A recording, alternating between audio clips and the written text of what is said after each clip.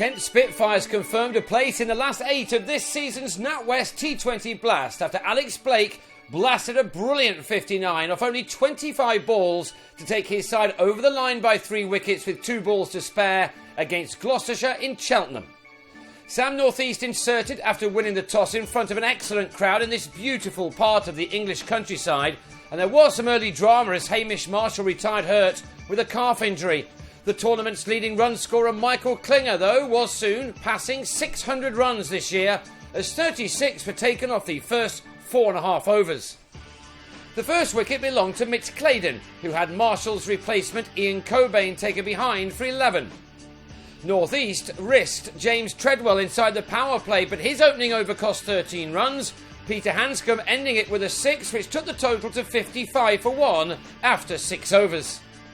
The Spitfires then began to squeeze their hosts, who stuttered up to 85 for 1 at the halfway stage of their innings, only for Klinger to clear the rope for the first time at the start of over number 11.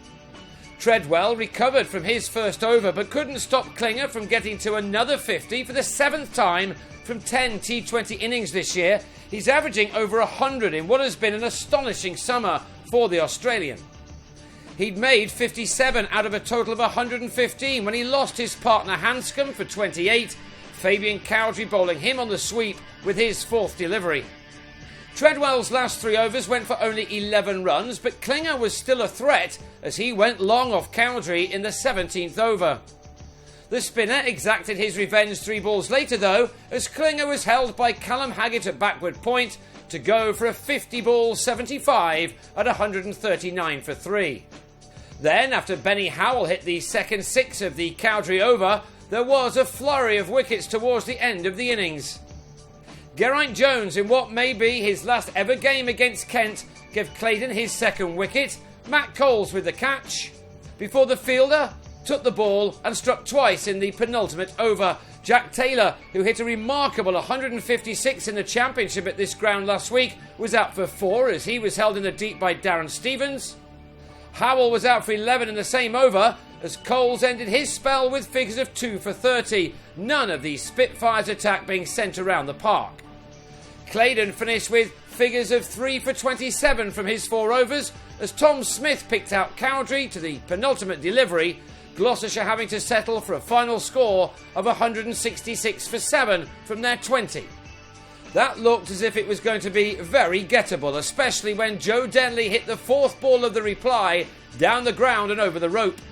Craig Miles was then replaced by Liam Norwell, but it made no difference to Denley, who hit a 2nd maximum off his 10th delivery to give the Spitfires the ideal start. However, Miles returned to the attack in the 5th over, and with his first ball, he had Daniel Bell-Drummond held behind by Jones for 9 at 33 for 1. Denley ended that over with a couple more 4s, but then importantly, he was trapped in front by James Fuller after an enterprising knock of 31, which had been made off only 18 balls. Smith has had an excellent tournament with the ball, and the competition's leading wicket taker this year grabbed his 22nd with his first ball of this match. Sam Billings brilliantly held by Howell at full stretch and departing for 5 at 51 for 3 in over number 8. And it was the Gloucesters who were moving ahead when Stevens gave Fuller a catch off Howell after making 10, the mood in the home camp being lifted by that, and even more so when Cowdrey was bowled by Howell, leaving with the score on 92 for 5 and with a lot of work to do to win the game from here. 64 runs were left to get for the last 6 overs, and Blake tried to ease the building pressure by hitting Howell into the distance. 11 came off the over, which was just what was required. Blake had a crucial role to play, and we had a real game on when he hit his 2nd maximum, this time off Smith, to bring the target down to 40 off the last 4 overs, with Northeast still in on 45.